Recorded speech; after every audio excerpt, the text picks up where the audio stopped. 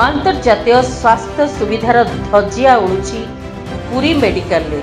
सरकारी स्तर में उन्नतमानर अंतर्जातीय स्वास्थ्य व्यवस्था जोगाई दिया जाउछि बोली डिंडिम पिटा जाउथुवा बेले ताहार खोलाखोली उल्लंघन देखा मिली पुरीर सदर महकुमा चिकित्सालय प्रसूति वार्ड रे।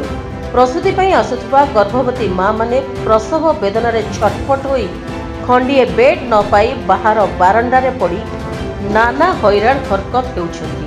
आम प्रतिनिधि सेमानंकर ए अवस्था विषय जे पचारिबारु सेमानंक भितरु केते जण काळे प्रसूति रे किछि अवहेला हेबो तेणु किछि कहिबाकू कुंठा बोध कले तो आउ केते जण अति कष्टर सह कहिले एठी गुहारी काहाकू करिबु। माँ बापा किए अछंती जे एपटे लघुचाप वर्षार ठंडा सांगकू प्रबल मशांक उपद्रव।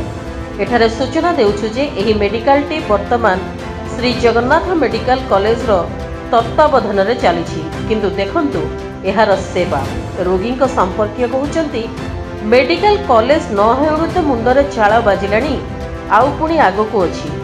तेबे देखिबाकू बाकी रहिला आमर ए न्यूज बाजिला परे बड़ बड़िया बाबू माने एई प्रसूति माँ मानकर दुख मोचन पई की जरूरी पदक्षेप नेउछंती।